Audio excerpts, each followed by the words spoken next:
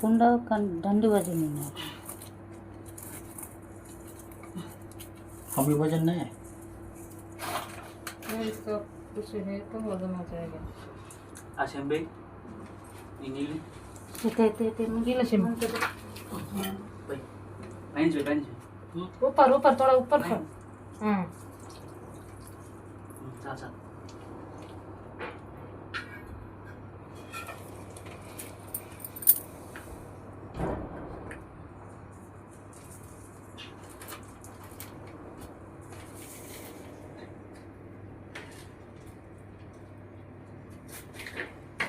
सही करते हैं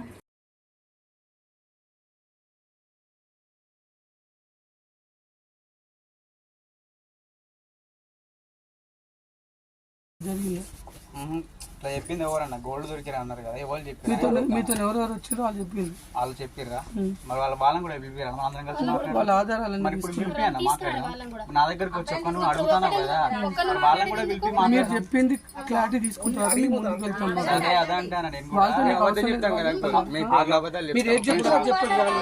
మీరు అబద్ధం చెప్పినా పర్లేదు సరే, అబద్ధం అవసరం లేదులే కానీ మీరు ఏది చెప్పినా పర్లేదు మాకు మీరు చెప్పింది మీకు ఫైనల్ మాకు ఒకటి చెప్పాను ఆల్రెడీ స్టేషన్ లో తెలిసింది సార్ పిలిపించిండు సార్ మాట్లాడిండు అయిపోయింది మళ్ళీ వాళ్ళు మీతో చెప్పలేదు నాకు అర్థం కాదు సార్ ఏ సార్ మాట్లాడారు సార్తో మాట్లాడిన ఎస్ఐ గారితోనే మాట్లాడినా పిలిపించిండు అయిపోయింది సార్ ఫోన్ చేస్తా రా అన్నాడు అంటే మేము మాకు తెలిసిన ఇన్ఫర్మేషన్ నేను క్లారిటీ తీసుకోవాలని వచ్చినాము అంటే నువ్వు సార్ ఇప్పుడు మళ్ళీ మీరు ఏమంటారంటే ఎట్లా వేసిండ్రు మమ్మల్ని అడగలే కదా మీరు అంటారు కాబట్టి మనకు కొద్ది క్లారిటీ కావాలి సార్ పిలిచి ఏం మాట్లాడారు మరి ఏదో మాట్లాడిన సార్ కానీ వాళ్ళని పిలిపించి అడుగుతాను మరి వాళ్ళు పోలేదు స్టేషన్ అందుకే నాకు కూడా సార్ ఫోన్ పిలిపించిందా అయితే వాళ్ళు ఫోన్ స్విచ్ ఆఫ్ పెట్టుకున్నారంట వాళ్ళు పోలేదంట అంటే వాళ్ళు కాదు వాళ్ళు ఏమైనా తీసుకొచ్చిందా వాళ్ళు ఏమైనా తీసుకొచ్చిందా అది తెలియదండి అవన్నీ ఎక్కడ అన్నట్టు సార్ చెప్పినా మేము సార్ గొప్ప చెప్పినా అయిపోయింది ఆల్రెడీ తీసుకుపోయినరు వాళ్ళు చూపించుకొని వచ్చిండు నా ఇక్కడ మంగపేట తీసుకుపోయినరు ఎస్ఐ గారు నాగారం కూడా తీసుకుపోయినారు అది ఉన్న ప్లేస్ ఇద్దరు ముగ్గురు కూడా పెట్టిరట అలా ఏందనేది తీసుకోబోడు కాదని అన్నాడు నేను చెప్తా లైవ్ గా నేను ఉన్నాడు చూపెట్టినాం చూపెడితే బాబుని ఫోన్ చేస్తారా అన్నారు ఆ సార్ ఫోన్ చేయడం వాళ్ళ పిలిపి ఈ బోగది ముండా మొత్తం అక్కడెక్కడ మొత్తం కరెక్ట్ కాదు ఆమె మొగుడు ఉన్నాడు ఆమె కారు ఉన్నది ఆమె భర్త ఉన్నాడు ఆమె అల్లుడు ఉన్నాడు ఇదేనా పద్ధతి నువ్వు కూరలు దొంగతనాలు తీసుకుపోయినావు ఆ అల్లుడు నువ్వు భర్త ఇద్దరు పోయారట కారు వేసుకొని ఇప్పుడు మనం ఇంట్లో నలుగురు ఇప్పుడు మీ నలుగురు మాట్లాడుతున్నాం మీకు ఎట్లా అనిపిస్తుంది ఇదేదో ఉంటేనే వీళ్ళు నలుగురు మాట్లాడిన కాడికి అత్తదా రాదా పోయింది నేను ఒకడు మీ నలుగురు మాట్లాడు అంటే నేను మేనత్తనానో నాకు వచ్చింది తల్లి కదా అని ఈమెకు వచ్చే మరి నాకు కొద్దిగా భయం ఉండాలి కదా నా పిల్లగాని ఏమంటారు అని నేనే కొద్దిగా అనిగి ఉండాలి ఆమెకు భయం లేకుండా ఇవి అయ్యి 5 లక్షలన్నీ దాన్ని అయ్యి 5 లక్షలన్నీ మీరే 2 లక్షలు ఇస్తా అన్నారట 20,000 ఒప్పుకున్నారట 20,000 ఒప్పుకొని అక్కడ పని అయ్యేది ఉంటున్నాం వాటా ఇస్తాం లేదంటే నీకు పని కాలే కదా మళ్ళీ 5 లక్షలని పని కాలేదు పని కానప్పుడు ఈమె ఎట్లా ఎంబడబడుతుంది అయింది పని అయింది కానీ నాకు వాటా అయ్యకుండా 2 లక్షలు ఇస్తా అంటారు మరి ఇప్పుడు వాళ్ళ మొగుడు వాళ్ళ అల్లుడే కదా ఉన్నది వాళ్ళ అల్లునే కూర్చుని పెట్టి అడిగిపోయాలి ముచ్చట వాళ్ళ అల్లుని అడగాలి నేను కూడా వాళ్ళ అల్లుతో ఫోన్ లో మాట్లాడినా మర్రా ఏం తెచ్చిరో తీసుకుందా అన్నారు కదా నువ్వు మా పిల్లగాని తీసుకుని నేను ఏడికైనా అత్త తీసుకునే రాని వాళ్ళ అల్లంతో అంటే అమ్మ నేను రేపు వస్తా అన్నాడు రేపు వస్తా అన్నాడు 15 రోజులకి చిల్లర అయిపోయింది ఇంతవరకు రాలేదు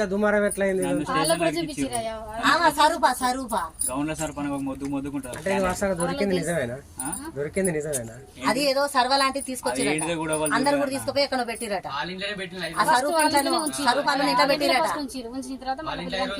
మీ ఇంట్లో పొప్పడికాయ చెట్టు కాడ పెట్టినట ఫస్ట్ మా బండి కిరాయికి రమ్మన్నాడు సార్ రమ్మంటే ఎవరైనా ఈ ప్రేమ బండి కిరాయికి రాని అంటే పోయినాం సార్ ఎక్కడికంటే మహారాష్ట్రం పోవాలి ఇట్లా సంగతి అని అంటే దేనికంటే ఇట్లా కిరాయికి రారాదు అని అంటే పోయినా సార్ కిరాయికి ఆడికి పోయినాక ఇక ఆ సంగతి తెలిసినాక ఆయన అన్నాడు కదా ఇట్లా చెంబు ఉన్నది నీకు కూడా అలా బాగా ఇస్తా అని అంటే ఆ చెంబు బయటికి తీసిండు సార్ తీసినాక మళ్ళీ ఆడి నుంచి పట్టుకొని వచ్చి ఇంటికాడ దాన్ని మళ్ళీ పాతి పెట్టినాం సార్ పాతి పెట్టినాక తీసినాక దాంట్లో పూజలు చేయాలి మా పునస్కారాలు ధన చార్జ్ ఉన్నది అని కోళ్ళు ఒక 3 రోజులు కోళ్ళు కోపించిండు సార్ 3 కోళ్ళం కోసినాం సార్ రోజుకో కోడి 3 కోళ్ళం కోసినాక మళ్ళీ దియ్యమంటే అది ఇట్లా తీయొద్దు, అది తీయొద్దు, నేను తర్వాత తీస్తా అని మళ్ళా అట్నే ఉంచండి సార్. ఉంచినాక ఏమైందంటే మళ్ళా ఆ బిల్లలన్నీ తీసుకున్నాడు సార్. అలా ఉట్టిదే ఉన్నది, ఏమి లేదు అని మళ్ళీ అబద్ధం చెప్పిండు సార్. మళ్ళీ బిల్లలు ఉన్నాయని మళ్ళీ చెప్పిండు సార్. ఇవన్నీ జోకించుకొచ్చింది సార్. జోకించుకొచ్చినాక ఒక్కొక్కటి 23 తులాలు ఉన్నది సార్. ఒక బిల్ల 23 తులాలు ఉన్నది. మాకు అంటే ఇయ్యనంటాడు సార్. నువ్వు ఎక్కడ సిఐకి చెప్పుకుంటావా, ఎస్ఐకి చెప్పుకుంటావా, చెప్పుకోపో, పోదాంపా, నేను వస్తా అని అంటాడు సార్. మా పరిస్థితి ఎట్లా? ఇప్పుడు డీజిల్ పోసుకొని మా పైసలు పెట్టుకొని తిండి టికానా లేకుండా మేము తిరిగినాం సార్. ప్రేమ అయితే నేను ప్రేమ ఎక్కడికి రా బండి కారు కిరాయికి అడుగుతాను అని నేను అన్నా. అంటే మహారాష్ట్రం పోవాలక్క అర్జెంటు అన్నాడు. అంటే ఎందుకురా నాకు చెప్పండి దారా అని అంటే నేను వచ్చినాక చెప్తాక్క, మీరు బాగుపడతారు నా మాట వింటే మంచిగా అని అన్నాడు. అని ఎట్లంటే సరేలే అని నేను అన్నా. సరే మరి జాగ్రత్త పోయి రాండి అని చెప్పినాక ఏమైంది, పోయినాక అడిగిపోయినాక ఇటు సంగతి అని నాకు చెప్పారు. చెప్తుంది మరి బంగారం అంటే మంచి ఉంటుంది, షెడ్ ఉంటుంది, కొద్దిగా జాగ్రత్తగా ఉండండి నేను చెప్పినాక తీసుకొని వచ్చినాక మా ఇంటికనే పెట్టిరు. ఒక నిమిషం. ఇక అనేసి మరి అది బంగారం అంటే మంచి ఉంటే షెడ్ ఉంటుంది, అది మంచిగా చూసి తెచ్చుకోండి, మరి అన్ని జాగ్రత్త రండి అని నేను చెప్పినాక సరేలే అని వచ్చినాక మా ఇంటికి వచ్చినాక మా ఇంటికి అడబెట్టినాక 3 అయింది. తెల్లారుజాను 3 అయినాక ఆ లతున్న అన్న అమ్మాయి అన్నది లత అన్నది కదా, మరి పంచుకుందాం పట్టు, మళ్ళీ ఆడిడ పెట్టుడు ఎందుకు, మనం తెచ్చినప్పుడు ఏం కాలే కదా మనకి అనేసి నేను చెప్పిన. లత అన్నది నేను అన్నాక లేదు దాని మీద ధనపిశాచి ఉన్నది అక్క, దాన్ని 3 కోళ్ళం కోయాలి, 3 రోజులు కోసినాక మనం తల ఇంత ఎవరి దాన్ని పంచుకుందాం, నేనే పంచిస్తా, మీరేం బాధపడకుండా, దాని మీద ధనపిశాచి ఉంది, ఏమన్నా అయితే రేపు రక్తం కక్కుని సత్తారు, రేపు ఏదన్నా ఎట్లయినా నన్ను అంటారు అనేసి అని అన్నాడు. అంటే నేను అన్నా కదా, మరి ఏమోరా మీ ఇష్టం, మీరు తెచ్చిన వాళ్ళు మీ ఇష్టం అనేసి నేను అన్నా. తెచ్చిన వాళ్ళు మీ ఇష్టం, మరి ధనపిశాచి ఉందంటాను, రేపు ఏది ఎట్లయినా ఎట్టలతా వద్దులే, ఇదొక్కసారి మరి ఉందాం, అటు తెలిసినోడు వానికి కనపడుతుంది అన్నాడు, బంగారం నాకు కనపడుతుందని మిమ్మల్ని తీసుకొని పోయిండు, మరి వాని మాట వినకపోతే ఎట్లా, వాని మాట వినుండి అని నేను చెప్పినాక నా మాట విని పట్టుకుపోయి వాళ్ళ ఇంటికన్నా పెట్టుకున్నాడు. పప్పటి చెట్టు కింద దోమి పెట్టుకున్నాక 3 రోజులు 3 కోళ్ళం కోపించిండు సార్. 3 కోళ్ళం కోపించినాక మరి ఏమైంది పంచవా అని లత అడుగుతున్నాడు కదా, దాని మీద ఇంకా శక్తులు పోయినాక నేనే పిలిచి పంచుతా అని అన్నాడు. అట్టనే గడిచిపోయింది సార్. అట్నే 3 నెలలు 4 నెలలు గడిచిపోయినాక సప్పుడు చెక్కున్నారు. మళ్ళీ మేము గట్టిగా అందరం కలిసి అడిగితే కమలాపురం తీసుకురండి సార్, మమ్మల్ని అందరూ ఒట్లల్లో పెట్టించిండు, ఎవరో చెప్పొద్దు చేయొద్దని ఒట్లు పెట్టించినాక మేము ఒట్లు పెట్టాం, మాకు పంచియమని మేము అన్నాం. అని అంటే సర్లే పంచిస్తానని అన్నాడు. మళ్ళీ అడిగితే మళ్ళీ అట్టనే చెప్పిండు.